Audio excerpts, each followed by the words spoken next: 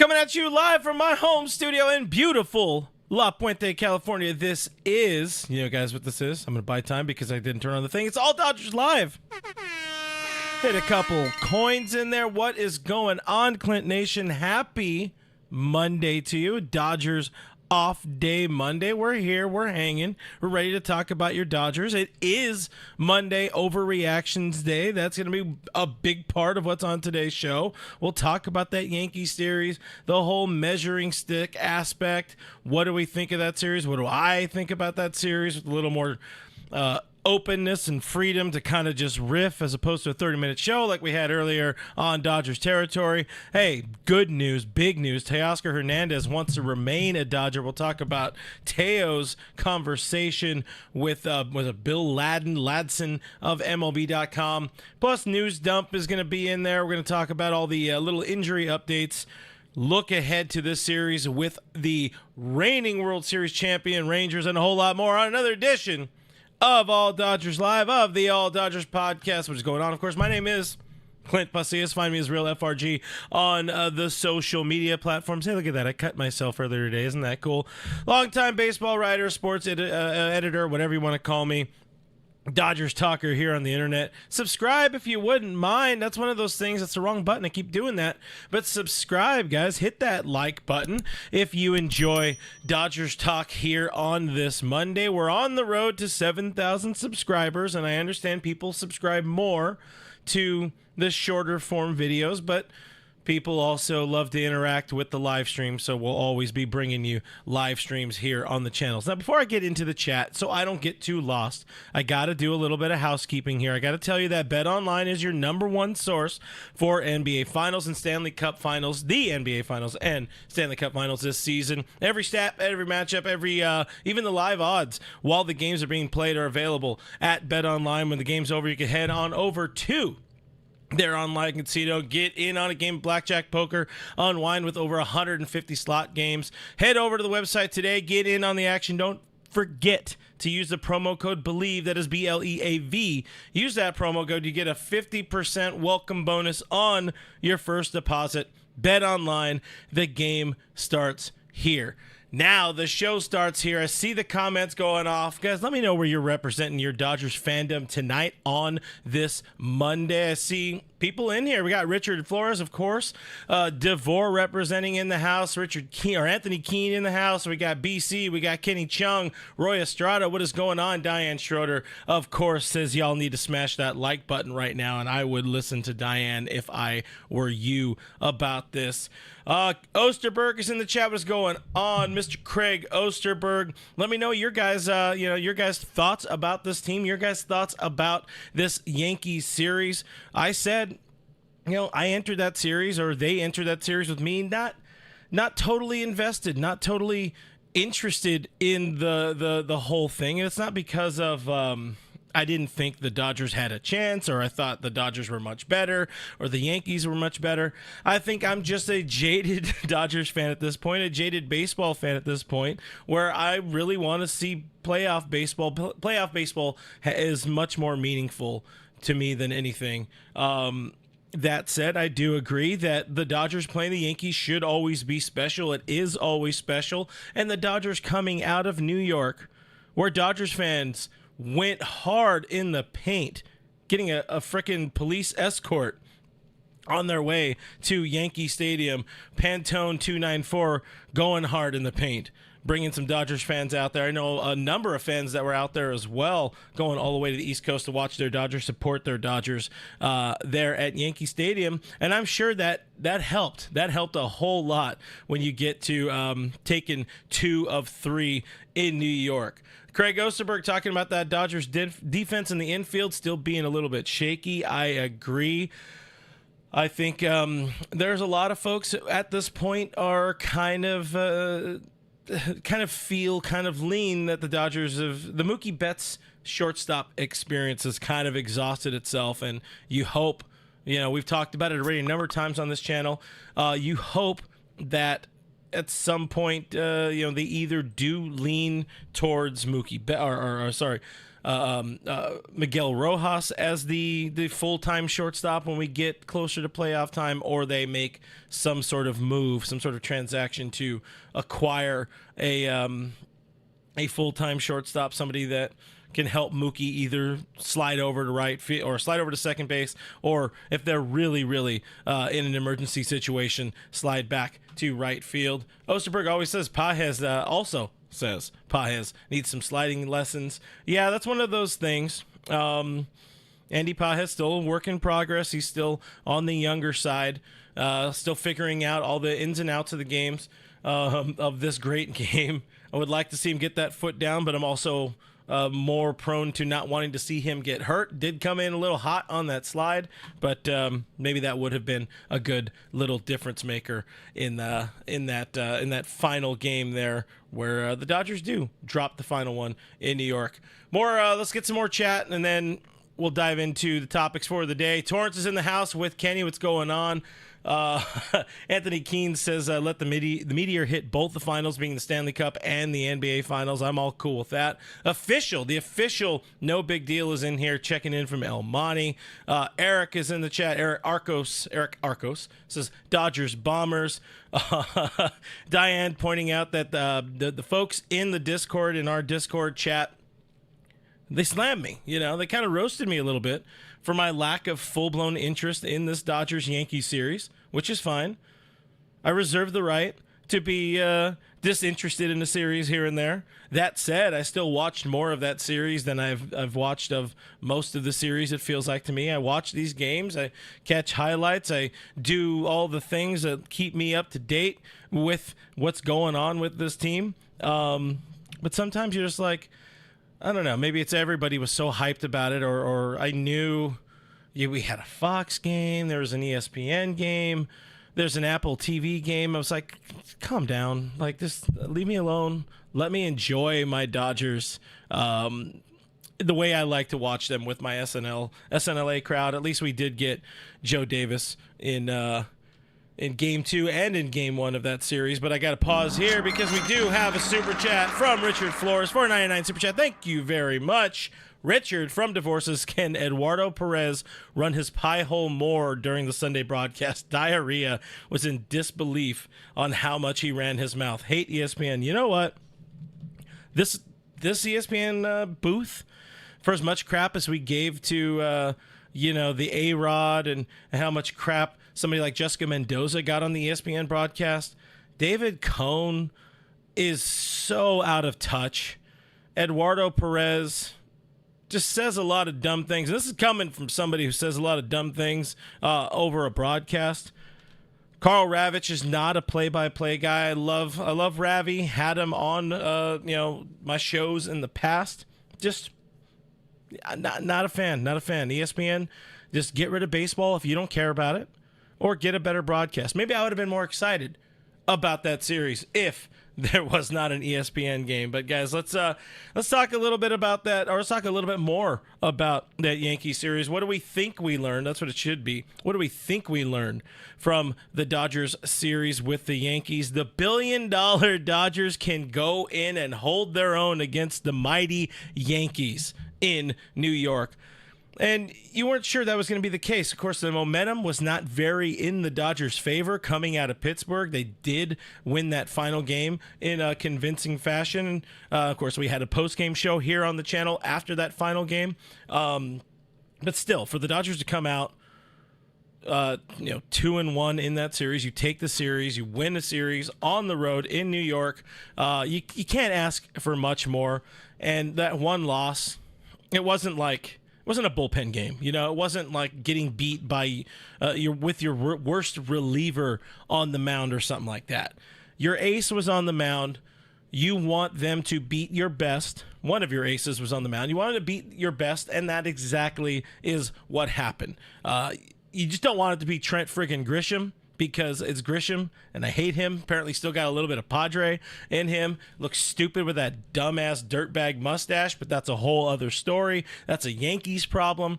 But overall, again, there's a lot of things to enjoy from that series, a takeaway that are positives that you can translate forward. You could look forward. You can look postseason with some of the positive things there. Teoscar Hernandez, or Yankee Daddy as I call him now, he's made for the big stage. He can stand up.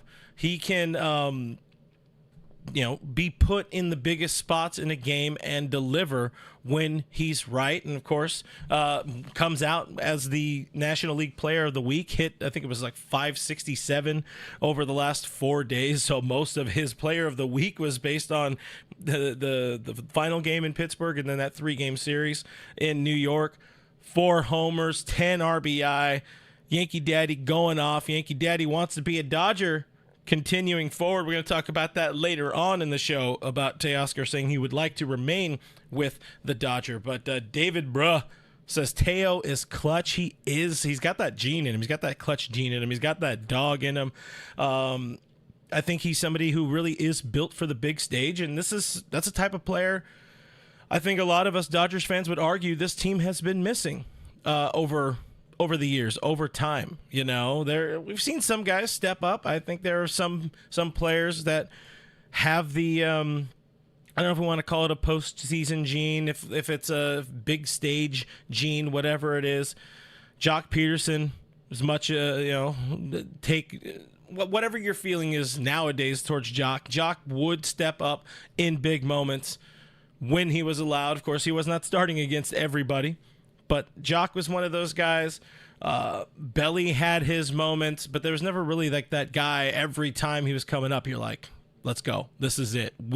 You need to be maybe some like early vintage Puig, but he also had his struggles in the postseason. Really hasn't been that guy, and I'm interested in seeing how somebody like Teoscar Hernandez can do in the postseason wearing that Dodger blue. Does not have a whole lot of postseason experience under his belt. Only played in 2 series before with the Blue Jays.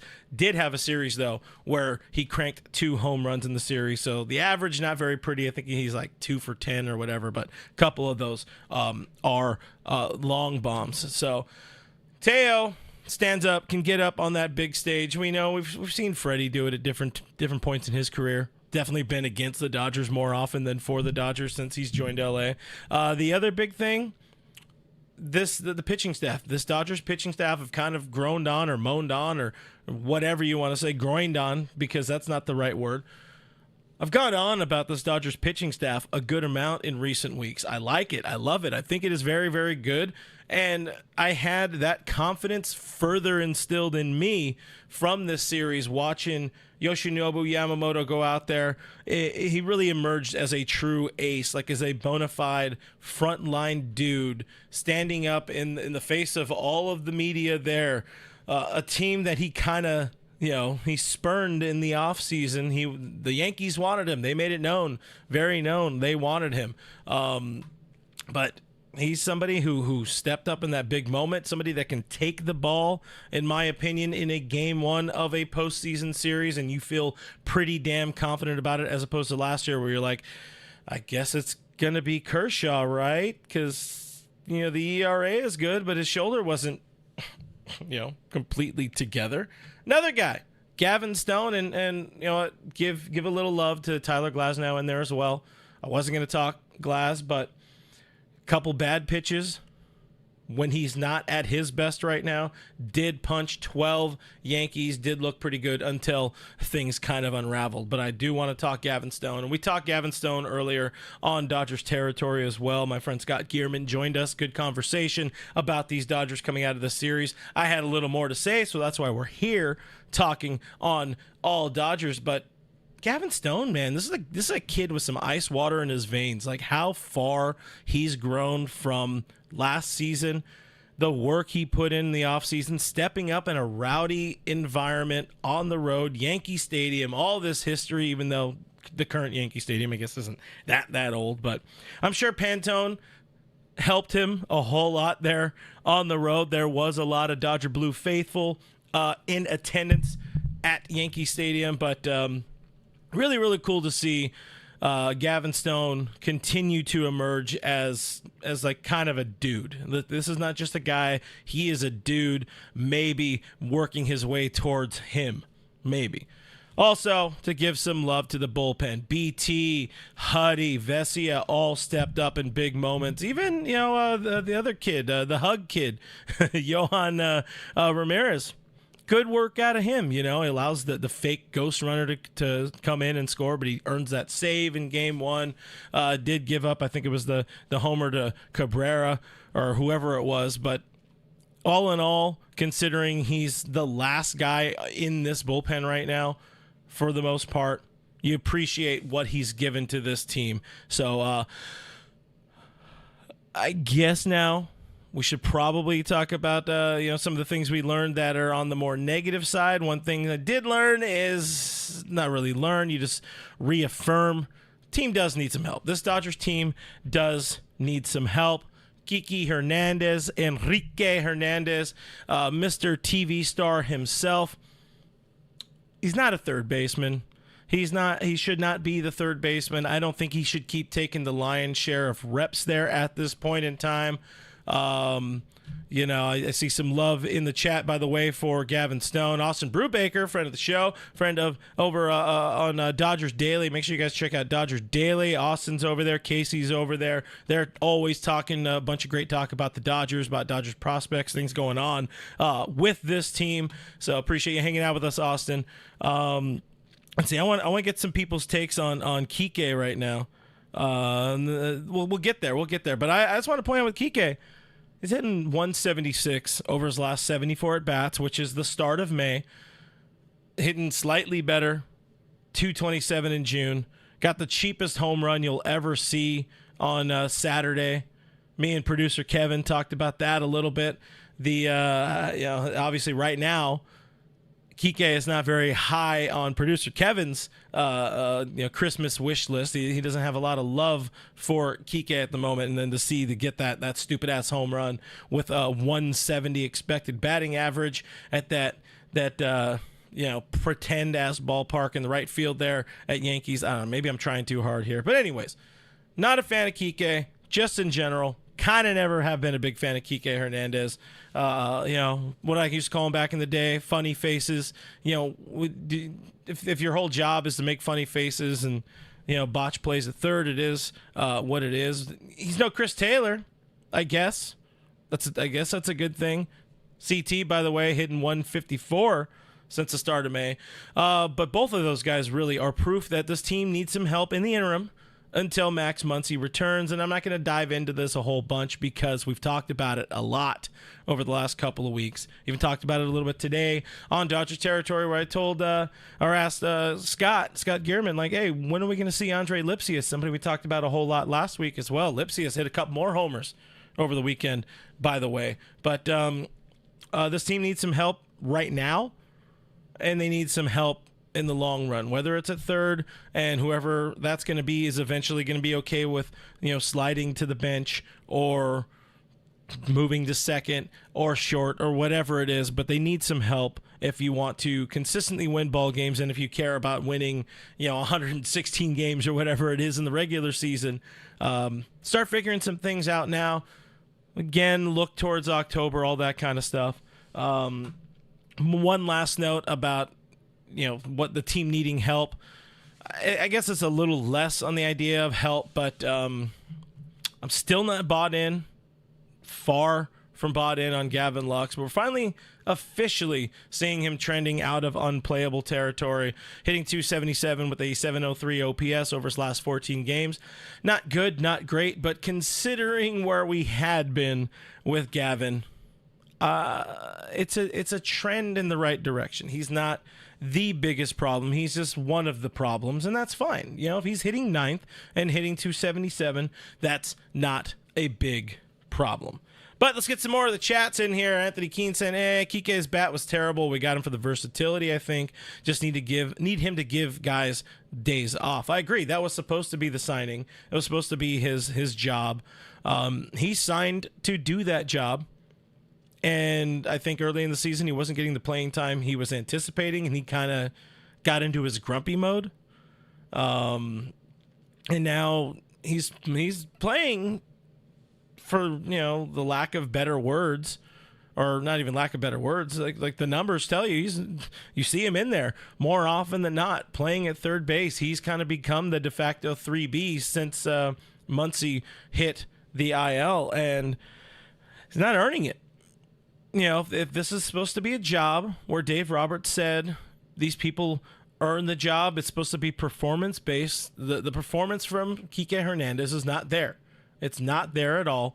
And you have people at AAA, whether it's a Kike Hernandez, whether it's a Drew Avens in center field. There are other guys doing better things around the organization, and you could find ways to give them opportunities at the big league level. See what you have. Maybe you can find, you could find lightning in a bottle. You could find a needle in a haystack with somebody, a diamond in the rough, even if you will, with somebody like an Andre Lipsius. I did mention Chris Taylor, and so did Diane Schroeder in the chat. But the $10 super chat, by the way, thank you, Diane. Asking, is CT3 on the IL yet? You promised Sunday it was going to be his last day. Now, I said I think he hits the ILs unless he has some sort of massive series in New York. And he had a hit. I think he had a hit in the series. And I think that quantifies for Chris Taylor as a massive series at this point. However, we're at a point where, like I'm literally was just riffing about, you're at a point where it's about time to give Chris Taylor a mental reset. Give him a blow, as Dave Roberts might say. And it shouldn't be happening at the big league level, man. It just should not be happening. Chris Taylor has meant a lot to this organization over the years. You don't want him to, get DFA'd. You don't want him to go out in a bad light. And I think he still has something to offer this organization. I really do, somewhere. But right now, it's not happening. Right now, it's not going to happen. He's only made, I think it's 9 starts and been in 16 games over the last month and 10 days. So they've already buried him. Might as well give him an opportunity to get some things figured out by playing at AAA on a rehab assignment, because he really, really, really tweaked the hell out of his neck. Wink, wink, wink. And, maybe slip Rob Manfred a $5 bill to look the other way when it comes to the whole manipulation of the injured list, because Kike needs it, but Kike's friend Chris Taylor also kind of needs it. Oh, man. Kenny Chung, Lux is continuing to give people false hopes. Don't fall for the bamboozle. Thank you. I like that. I'm going to give that one the clap because I appreciate that idea. Like I said, I'm not bought in even slightly on Gavin Lux yet. I would like what he's doing more if he was doing that offensively and playing the level of defense he's playing at second as a shortstop, because I think that's what we all wanted. That's what we all expected. But I don't know how they decide to. I don't know how you would move him back to short and without it being a big, like that's a headline generator right there. Because you're bumping Mookie, you're moving him back. All the storylines that came out of the end of spring training, just a week and a few days before the season opener in Korea, that move and all that, like they're backed against the wall right now. Their backs are backed into a corner, I really should say, when it comes to this middle infield situation. But yeah, I'm not bought in even slightly on Lux, and neither is Kenny, and I appreciate that. Roy Estrada says, in this business can't be about feelings or sentiments. It's 100% about production and performance. Right now, CT3 is MIA. 100% agree. I wish this team agreed with that more, but this particular ball club, and I'll preface it by saying they have the track record. This organization has a track record to back up like what they do, why they do it, why they have these kind of guys, their guys lingering around, why we had to watch Trace Thompson for so long. Why we are having to watch somebody like a Chris Taylor for so long, because they've been there, they've done that, they like their guys, they're good in the clubhouse. Hanser Alberto a couple years ago wasn't doing much else outside of being it being funny when he was making relief appearances. But this team just really loves those guys, and sometimes it's performance based, sometimes it's about earning earning a job, earning an opportunity, and other times it does remain about that sentiment, that the feelings about it, what Kike meant to the Dodgers for all those years, and then coming back. And same with Chris Taylor, and also he did make all that he did sign that relatively big contract a couple years back, but would like to see them kind of change that, or at least completely follow through with what they tell us with their words. That being the front office and somebody like Dave Roberts, when they say, when you earn your playing opportunities. And I mean, to be fair, Chris Taylor isn't playing a whole lot, but also he's taking away playing time from somebody else that maybe deserves an opportunity. Let's take a little break here to plug myself some more. As if you guys haven't heard of me, of course, I also co-host Dodgers Territory with former Dodgers reporter / now again current Dodgers reporter, because we do it together, Alana Rizzo. That's every Monday, every Thursday at noon o'clock Pacific time, 3 p.m. Eastern, live on the Foul Territory Network. Subscribe to our channel, Dodgers Territory, here on YouTube. Of course, if I'm plugging that, I should plug myself again. Subscribe to the All Dodgers YouTube channel here. It's free. We're trying to get to 7,000 subscribers, and that would be really cool. And I think I will do something kind of fun if we get to 7K, and when we get to 7K. Should also probably tell you we do have a Patreon. If you are looking for a different way to support online Dodgers coverage here, I tried to get this as free as I can, but a little help goes a long way. And at Patreon, you help keep the lights on. You help support the Modelo Fund here for the Modelo Ferry. Not even drinking tonight, guys. This is all iced coffee right now to keep me all tweaked out for a fun and exciting show. But for a couple bucks, less than the price of a Dodger dog, you can support on Patreon. You also get access to the Patreon voicemail hotline. You could communicate, talk to us, talk to me, talk to the show. I plug your voicemails into the show. We also have the Discord server where we're always talking about the team during games, and then learning a whole lot about each other, which has been pretty cool, pretty interesting, and hopefully fun if you guys enjoy it. So check it out, patreon.com/realfrg. If you don't like it, unsubscribe after a month. But speaking of being super cool and super supportive, guys, Roy Estrada. Let's hit that gong. Let's get the clap in there for Roy Estrada. $1.99 super chat saying, get us a center fielder not named Outman and move Pages to right field. Pages has a lot of upside, but needs to learn how to slide and run some bases. Go Blue. Thank you, Roy, for the super chat. We're going to hit that applause again. There's a lot to like about Andy Pages. I think he's still just got a lot to learn, like you said there, in your comment. He's been very much like kind of under the radar, trending back up over the last month, really over the last 2 weeks or so. I think he's hitting close to at or over 300. Did I say $1.99? I meant $9.99 super chat for Roy Estrada. If I said $1.99, I get stuck saying $1.99 for some reason. I think so. But anyways, Pages good. I think Pages is kind of will remain the guy, but they do need a true center fielder. That much I agree with. But let's move on, guys. Let's move into Monday overreactions. Look at that. I'm half an hour into the show. We're barely getting into overreactions. What's wrong with me here? I wanted to talk about that series more. I wanted to make it seem like I actually cared about the Dodgers playing the Yankees, maybe a little bit. But my overreaction, it's going to be a fun one here, guys. The Dodgers broke Shohei Ohtani. That's what I decided is my overreaction. It's also maybe not even, on planet Earth. But Shohei, struggling for the better part of the last month, hitting .232 with a 694 OPS since the start, or since May 7th, really. So it's 28 games, his last 28 games, hitting under 250 at .232.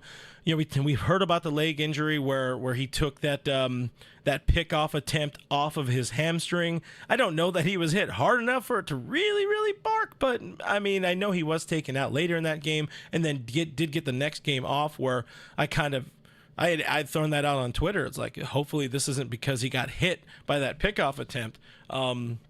It's that he had the back injury thing earlier, or like a couple days before the hamstring, and then those are the injury side of it. So that's not really a Dodgers, but I wonder about the Dodgers breaking him, because there was that whole little era where they were talking about changing his approach, changing the mindset a little bit, because he wasn't hitting with runners in scoring position, which we knew that would eventually normalize. That's what happens in baseball. Sometimes, one outlier just really kind of keeps creeping up, staying a problem. And for the first month, he was not hitting with runners in scoring position. But to me, I heard Dave Roberts talk about it a little bit too much.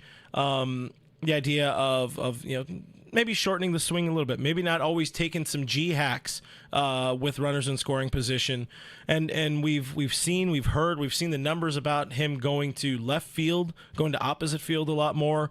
He's going oppo with a lot more authority, but he also now seems to be missing a lot more pitches. He seems to be missing a lot more fastballs, and I wonder if him not trying to jump out and attack pitches and, just drop dick to right field, pull the shit out of a baseball. I wonder if that has kind of gotten into his head, and, the Dodgers do what they sometimes do and create a problem out of something that wasn't really, really a problem. One Eye Dragon says, I'm sure Shohei Ohtani could learn a lot by listening to this chatter, a lot about hitting. 100%, just stay within yourself. Try not to do too much. 4 more years, no, that's something different. Just do better. That's what I would say, Shohei. So, obviously, I say it tongue-in-cheek. The Dodgers aren't the problem, but Shohei struggling a little bit, and I don't know how you kind of get out of that situation. I don't know how you kind of get him back on track. Is it injury? Is it the back? Is it the hamstring? Or is it kind of, oh, there you go. Yeah, player also throws, keep your eyes on the ball. That's a good one. We got to make sure we get that one in there. And Rocks wants to see them play more small ball. Maybe not Shohei. I don't want him bunting. I want him going out there playing his game the way he wants, not trying to do what the Dodgers asked of him necessarily. Not to say ignore your team. Oh, Stores Vartan? I think I got that right. Says, I like this compete. I want to see Shohei compete at some first pitch fastballs and just tank him out there, because that's when Shohei is fun. But as part of Monday Overreactions, guys, that was it. That was my Shohei take. It's not really much of a take. It's just more of a, what do people do when you overreact? You just say things. It's an incomplete thought. It's just, hey, I'm putting this out there, putting this into your brain. The numbers say that since Dave kind of started talking about this, they're talking about kind of changing the approach a little bit. Shohei's been a little off. He's hasn't been 100% accurate, or not accurate, on as he was to start the season. But those are just my thoughts right here. I got to go to our fine Patreon supporters, our fine part here of Clint Nation on this Modelo Monday, which is an iced coffee Monday. What is the pulse of the fan base out there? Let's first hear from my guy, Richard, out in Devore, about them Dodgers. Hey, Clint, and happy Monday to everybody. It's Overreaction Monday, and I was really excited about this weekend series. I was more excited than Cody Bellinger realizing it's 4:20 in the afternoon. I was more pumped than Diane Schroeder telling her old boss, I'm gone, see ya. I was even more excited than D-Mac when every time he sees Nando's name in the chat, he goes, Nando! Can we talk about the in-game interviews? Come on, Apple, Fox, ESPN, really? Let's distract our guys, okay? I'm sure Teoscar Hernandez does not blame you guys for him making that error on third base on Friday night. What? FaceTiming isn't available these days? Really? And actually, Dave Roberts grew a pair this week and actually letting Yamamoto go past the sixth inning and threw away all of the analytics. He was sending Andrew Friedman's phone calls down to the dugout freaking out when he's sending him out for the seventh inning. He kept sending him a voicemail. But it was a beautiful thing. I'll take 2 out of 3 any day of the week. And it was fun baseball, and it was exciting. And I have to admit, I'm very, very pleased with the 2 out of 3. And finally, Can we talk about Kate Winslet for a minute, please? Look, Kate, all you had to do for a few feet and allow Leonardo to hop on. That way he would have never drowned. He would have never froze to death at the end of the Titanic movie, and both of you would have lived happier ever after. And finally, and of course, and I'll always take this to heart, F the Dodger Stadium parking lot, F all Dodger haters, F the in-game interviews, and for the love of God, F the Ghost Runner. See ya. Now, I know you guys all were expecting today a Kate Winslet Titanic reference, and we got one from Richie from Devore. Always fire there from Richard. He lets it eat right there. I also saw another great comment before we continue on the voicemail mailbag here. One Eye Dragon said maybe Dave can give Ohtani one of those big hugs. Maybe that will go a long way. You know, just hug it out, bitch, as I said on The Office. But now we're gonna hear from another one of our friends, the always all Dodgers faithful Noah Ortega. What's up, guys? It's Noah, as you know, and I gotta say, I'm very satisfied with the series. I am very impressed by our starting pitching. Yamamoto practically gave Yankees the middle finger by shutting them down after they almost signed him. And on top of that, Gavin Stone lived up to the playoff atmosphere. So I am certain that we have the stars we need for the postseason. And ultimately, even though we did lose on Sunday, at least we didn't lose by 8 runs like they did on Saturday. So I'm a little happier than mad. I'm still mad, though, because we had an opportunity, but we lost it all on Sunday due to errors by Kike and probably a couple of errors of Mookie throughout the weekend. Other than that, though, guys, have a good night. There's Noah giving some shout outs to Kike, well deserved for them errors. Giving some more Kike love here in the chat. And finally, a first time caller. Finally, appreciate you calling in. Let's hear from Diane real quick. Hi, Clint Nation. Diane Schroeder here. How about that series against the Yankees? It would have been nice if we swept them, but I'm totally okay with the 2 wins. On another subject, us patrons decided in celebration of our Yankee series win, we are all headed to Clint's house for a raging pool party. Oh, and a barbecue too. Okay, bye. Listen, I'm all out of pool, so you guys can't come over. If you show up, well, I mean, I got pool, I got booze. We're out of barbecue stuff right now. I might have some ground beef. I can make up some smash burgers, but that's what I got for you. So the next time the Dodgers take 2 of 3 from the Yankees, come on over, guys. We'll have a good time. But there's our calls from the voicemail hotline, the friend of the show hotline that is going to be redubbed moving forward. Appreciate you guys, and of course, if you want to call in on the hotline, check out the Patreon. The number is part of one of our Patreon tiers, along with access to the Discord server and all those little things. Different way to support the channel, and my way to give something back that maybe you hopefully enjoy. But let's move on. Oh, Joe Mama in the chat. What's going on, Joe Mama? How you doing? Good to see you in here. He's asking about the hotline number, so I guess I just kind of plugged it there. I have it technically right now behind a paywall because I guess I'm like that, but you know, just saying. Just saying, check it out if you would like, if you would not mind. Patreon.com/RealFRG. BC said baseball used to have ties. Did it? That sounds awful. Ties in baseball? No, thank you. That's terrible. I hate that.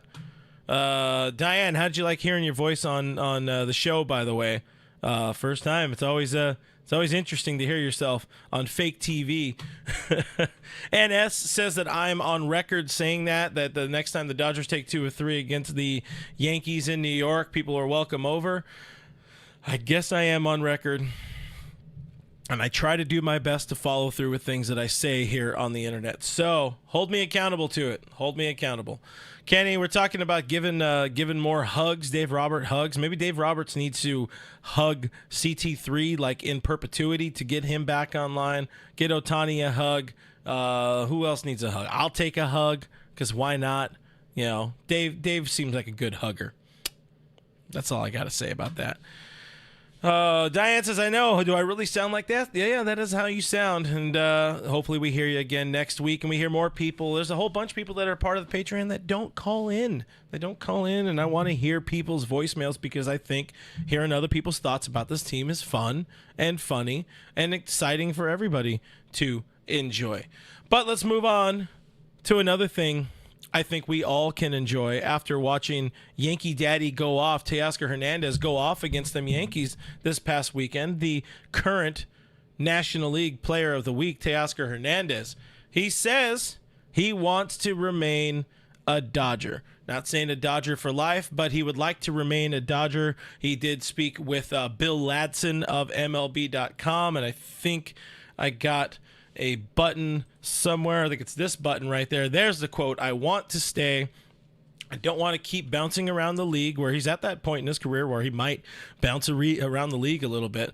But I feel good here, comfortable. This is a good chance for me to win. That's the most important thing for me. I would love to stay. So that's the quote ripped there from our friend of the show, Blake Harris. But that's the quote from Teo. He wants to remain in Dodger blue beyond the season, which I think all of us are really pining for. All of us would throw in a couple of extra bucks in the Dodger dog to keep Teo there. Kenny Chung says extend Teo now. Dodgers can make a qualifying offer, which they can. Teams are going to offer him the bag for sure, especially if he goes out and like they make it to the World Series. Let's just play future down the road. Let's play hypothetical. They make it to the World Series. He has a big series. He's going to get some money in there. He's going to have a lot of teams going after him. The defense is improved. Another one of the conversations that he did have with Bill Ladson of MLB.com. Good it's a good interview. Check it out if you guys are interested in learning a little bit more about Teo. But I think this was the right time for Teoscar to become a Dodger. He's been around the league enough. He's been around long enough. He's kind of tasted a bit of the postseason, but he's never really had much of an opportunity there. Toronto got a little bit better after he left. Seattle couldn't quite figure out how to remain good while he was there. Now he's here. Now he understands that this is an organization that always wins. And it's a mutual thing, too. It's like he wants to stay here, and I feel right now that they need him. This is a Dodgers team that needs him, not just for this year, but next year, year after that. Let's settle in a nice 4-year deal. Let's get him that AJ Pollock deal. Keep him around. If things start falling apart or you run out of at bats for him somehow, some way, somewhere, you could trade him like Pollock. Just hopefully it's not for Craig Kimbrell. But we talked about this earlier. As Michael Negretti talks about it right now, it's Teo time. It should be always Teo time in LA, but we talked about it on Dodgers territory earlier. Asked Scott Gearman about it. What's it going to take to keep Teo here, and why would he not stay, or however the hell I asked him. This is a team that needs Teoscar Hernandez this year and beyond. There's not a whole lot of outfield help coming up, unless you're really, really all the way in on James Outman figuring it out, Andy Pages continuing to grow, Josue DePaula somewhere down the road. He's probably 3 years away. If he's one of those guys that can put it together, and they say he has light tower power, they say he can defend, they say all this stuff, but you don't know until you know. You don't know until you see it at the big league level. You can't project big league success. And right now, Teoscar Hernandez kind of has put all the pieces together in his career to be at this point where he's a great clubhouse guy, by all accounts, a really, really good teammate, got the stats to back it up. He doesn't need to be in LA to be the number 3 hitter, the number 4 hitter. He's in a really, really perfect position to continue to succeed and give the Dodgers lineup something they need. A 3 guy or a 4 hitter or a 5 hitter, a 6-hole hitter. even down as low as 7, but somebody you can still plug up higher in the lineup. You want him. He's somebody right now, especially you want at the plate. Like what NS said, that Teo has the exact type of character Dave Roberts wants in this clubhouse. I mean, right away, I think he endeared himself to most Dodgers fans by teaching, Shohei Ohtani some Spanish about some fanaticos, teaching Yoshi Yama some more Espanol at spring training photo day. Love Teoscar Hernandez. Extension talks need to start now. I would love to see something in season, even though the Dodgers usually don't operate that way. But if he wants to stay here and the Dodgers need him, just make it happen. Just make it happen. But really, really cool, in my opinion, to see Teoscar Hernandez very open and saying, I would like to remain a Los Angeles Dodger. And hopefully they they honor him for that. Hopefully, it's not just because he said it. The stats back it up as well. He's bringing his facts to the fight, and he belongs in Dodger blue for a few more seasons. So that's my Teo talk. Cool. Hopefully that helps. That makes everybody's off day feel a little bit better, a little bit more hopeful for the future or something like that. Diane said, great guy in the clubhouse. Fully agree. Teoscar is fun. Orlando said, Teo is what we hope Andy Pages becomes. I agree there. Andy will have a little bit more foot speed, but all around, the tools are there. Got the tools, got the talent. That's all I got. That's all I'm going to say about that one. All right, let's see. Next thing I wanted to kind of dive into, because I haven't done it here on the channel for a little while. One of those things I enjoy doing, just for my own edification, to kind of bounce around and see the latest on all of the injured players on this Dodgers team. So let's talk about that. Here's the latest in Dodgers injury news, brought to you by nobody. Brusdar Graterol, maybe not dead after all. He's been throwing. He got off a bullpen mound over the weekend. I think it was actually late last week at Camelback Ranch. The rumors of his demise proving to maybe be a bit too early. Could be facing hitters soon. It's a pretty big update, in my opinion, to hear that Brusdar Graterol is somebody that could be a late boost to this bullpen, a late season addition. Just another one of those guys that he's been there, he's done that. He has the experience on the postseason stage. Was arguably the best reliever, or definitely the second best reliever in the Dodgers bullpen a season ago. Been there, done that guy that you want in your bullpen. You want him healthy. The easiest 100, 101 you're going to see, starting to figure out that slider a little bit more. He doesn't need to strike out guys. He just needs to be healthy, get some ground balls. And, for as much as we appreciate what somebody like Yohan Ramirez is doing right now, Brusdar Graterol is a better option. And if he's getting better, that's pretty cool. So hopefully he's somebody we can see in a month or two, something like that. August, even if it is August, whatever it is, not surgery so far. So I'm happy to hear about the latest with Brusdar Graterol. A little bit of Clayton Kershaw update. We talked somewhat about it last week, I think, on Dodgers territory, but over the weekend, 2-inning simulated game for Kersh, touched 90 miles an hour. The report goes he's in the 90s, which is 90 and change, everything but 91.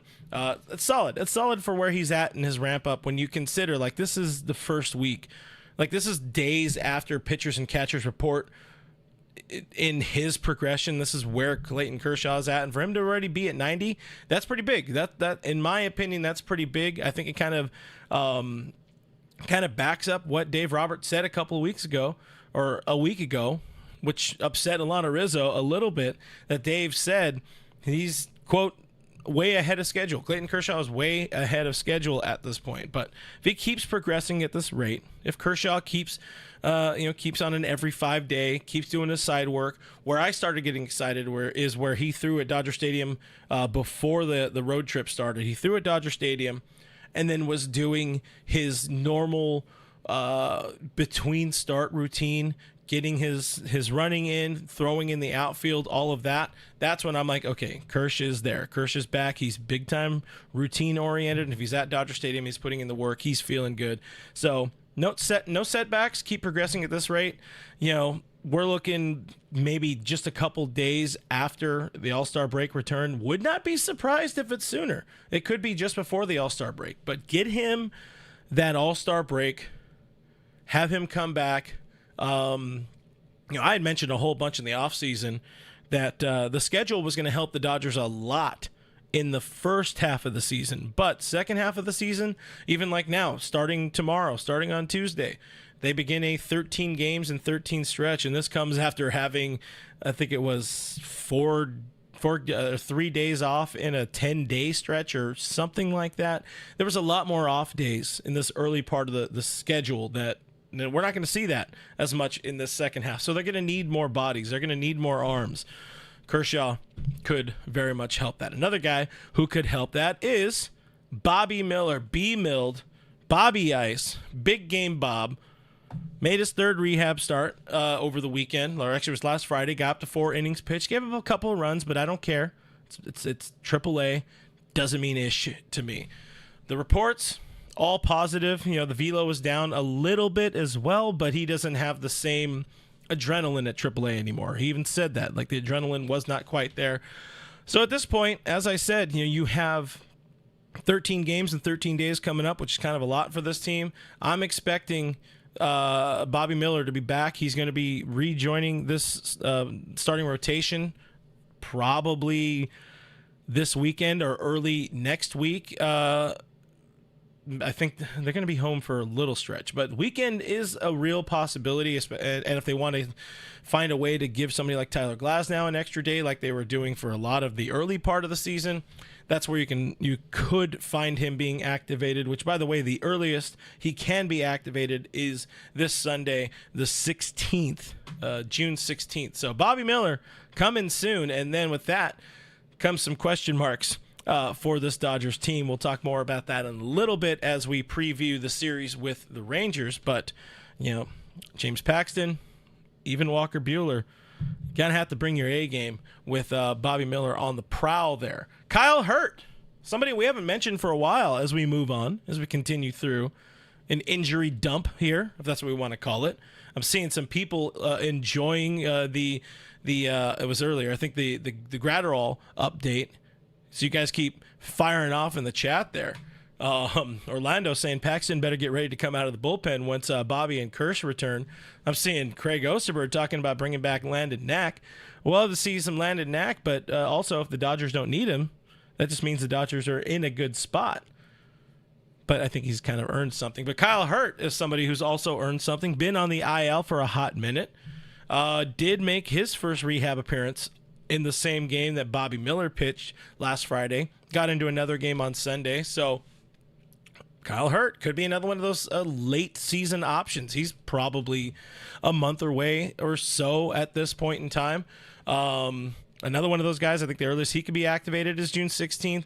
He's on the road to recovery. He's been out since mid-April. So, again, it's going to be a little bit of time before he can return. But good to know that Kyle Hurt is on the mend, because we haven't seen a whole lot of Kyle Hurt. But whenever we have, he's been very, very dominant, and he's somebody that's fun to watch. So Kyle Hurt on the mend. On the more bad news side of things, if we want to call it bad news, Joe Kelly kind of stuck in limbo as we continue a Dodgers injury news update dumper Rooney. I don't know if it's a step back or not, but there's no steps forward at this moment for Mariachi Joe. He's throwing at about 90 feet, so like he's staying loose, but he's not, according to the latest reports, he's not throwing off of a mound just yet. So at this point in time, I'm looking at him as a second half guy, longer than I think anybody anticipated. The bullpen's holding its own without him, especially Ramirez kind of stepping up post hug, Anthony Banda coming in out of nowhere and stepping up and kind of being a weapon. That second lefty that we weren't sure this team was going to have, they kind of found it, and he's been pretty decent. But yeah, Joe Kelly, we'll see. Maybe he's somebody who's almost considered a postseason reliever, maybe, but as of now, won't see him for a little bit. Ryan Brazier, this is another one of those guys. I think some folks were getting the impression that he would return last weekend, even maybe during this road trip that just happened. He was making some solid progress in his recovery from a calf strain. And then the updates, kind of dried up. At one point, like I said, the expectation was he could have been activated during that roadie, but I do think, again, this is a situation where the emergence of somebody like Anthony Banda, somebody like post-hug Ramirez, they kind of bought those two dudes in particular bought the Dodgers more time for Brazier to get completely healthy, because it would very much suck a load of butts if he were to, come back and then re-injure that calf, and then all of a sudden now you're out for a couple more months and your season is pretty much done. That said, I'm not super in on Ryan Brazier. I mean, I think I would, if he's taking away a spot from Anthony Banda, I'd keep Banda just to have the second lefty reliever in there, but whatever. I'm not making that decision. I'm just saying that we don't really know where he's at in terms of his health, but he's around. He's somebody that might be back sooner rather than later, or maybe they just don't have. Maybe they're just buying time because they don't know where to put him. One of those things. Dodgers, when they're quiet, they have something they don't want to talk about. Finally, and I saw it in the chat, Kenny Chung asking about any Dustin May update. I got you, my friend. Little bit of a Dustin May update. Of course, I think we talked about it when it happened a couple weeks ago. Did get off of a bullpen mound for the first time. And anytime, one of the things I do love about Dustin May is anytime there is a positive update in his life, or, he goes out hunting, he posts about it online. He posts about it on the social media. He'll post video of him throwing. So we got that when he first started throwing. Now we got it when he first got off the bullpen mound for the first time since that second elbow operation a couple weeks ago is when he got off that mound. So my educated guess on this, my educated kind of diagnosis or prognosis or whatever the hell you want to call it, what I think is D-May with where he's at, it will be in 1 month, it will be a year removed from that surgery. We're probably about, I'd say he's 2 to 4 weeks behind where Kershaw's at this point. So if I'm saying Kershaw is All-Star break or just after, let's say D-May is that first or second week at most, if all things go well. If he does not have any setbacks, that's where he's at. First or second week at most of August. So good stuff, mostly from the injured list. A lot of, like I said a couple weeks ago, a lot of good problems to have for this team, because I think the pitching staff is already pretty impressive. There are some guys that, on paper, you can insert a better name than them, being like a Banda, being like definitely a Ramirez. Ramirez will be the first odd man out whenever somebody does get healthy.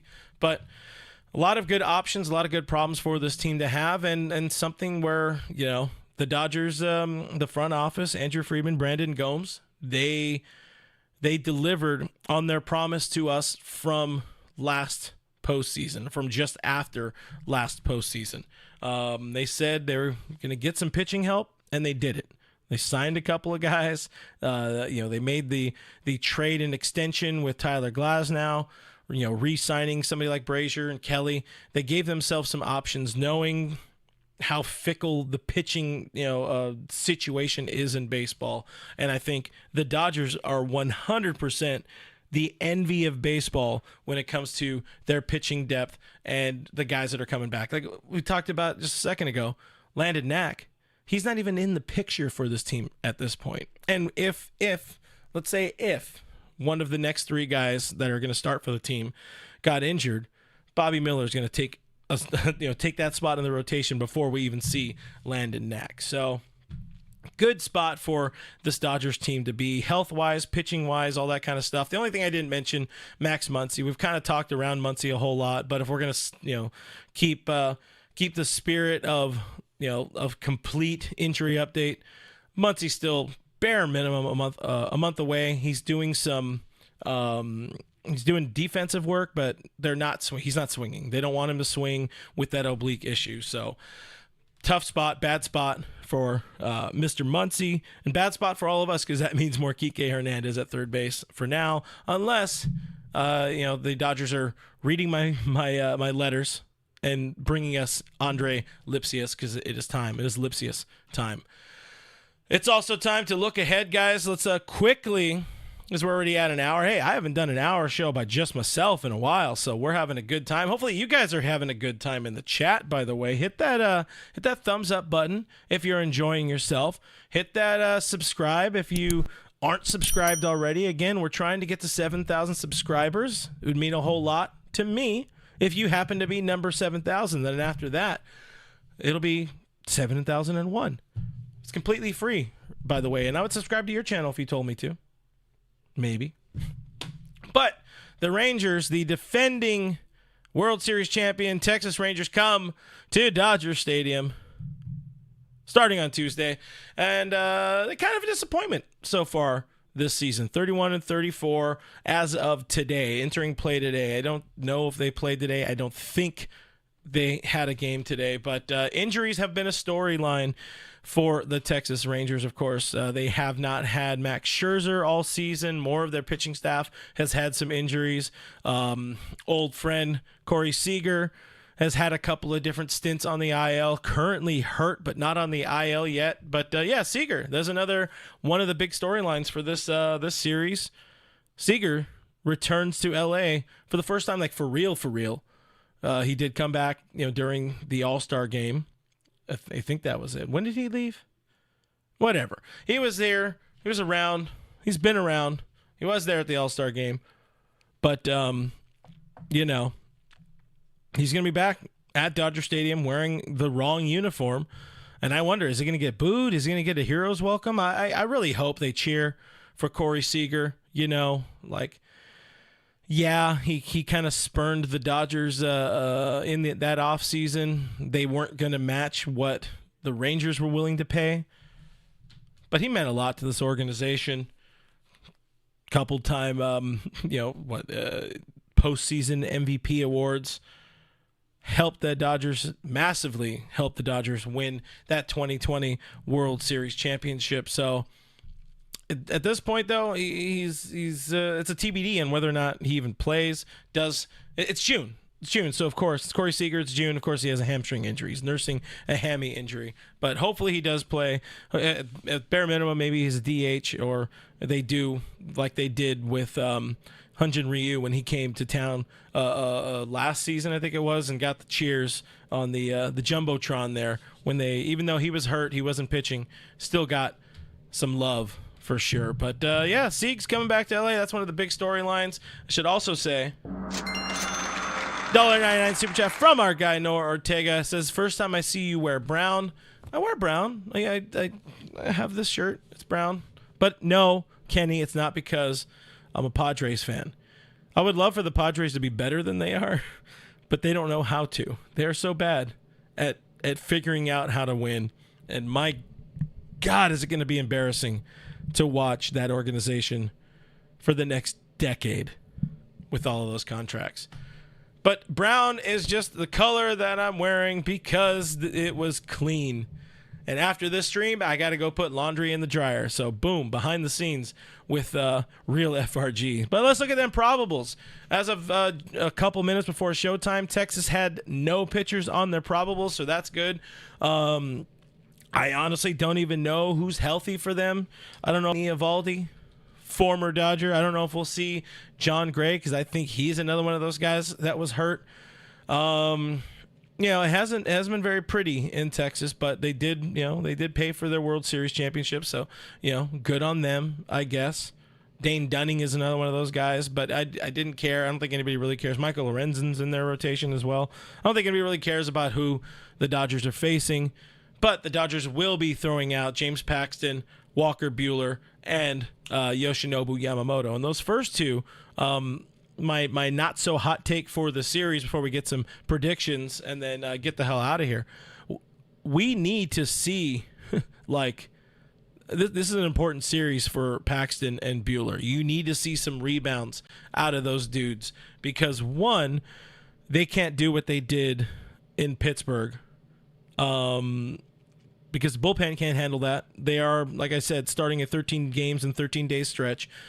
So you can really burn a bullpen if you have back-to-back unplanned bullpen games. So you need them to figure it out. You need Paxton and Buehler to figure it out because of that, but also really because for them, Bobby Miller is on the prowl. He's looking for a spot. He's looking for where his position will be in that starting rotation. And it's most likely going to be some version of a six-man rotation for sure. Maybe not for sure. Dave's going to have to address it this week, though. That's a fact. But Bobby is ready. So, Pax, figure it out. Buehler, figure it the fuck out. That's about it, guys. One last thing I wanted to throw out there that I forgot to mention. How funny is it that Buster Olney got hacked? And whoever hacked Buster's account, if you guys did not see it on the X, on the artist formerly known as Twitter, it was beautiful. It was a troll job worthy of Hall of Fame status because whoever hacked the account, they had to have been a baseball fan. They had to have been not just, thank you. And Rocks points out Andrew Heaney, former Dodger in that rotation.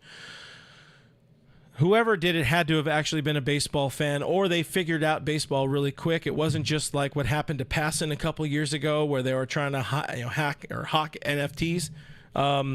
This guy went trolling hard, talking about how Shohei Ohtani was being suspended by baseball, talking about how Francisco Lindor was being traded. Like it was beautiful. Go on the internet, check it out. It's funny. I don't know if those tweets are still up there, but tweets live on in infamy because of screenshots. So that was fun. That was about it.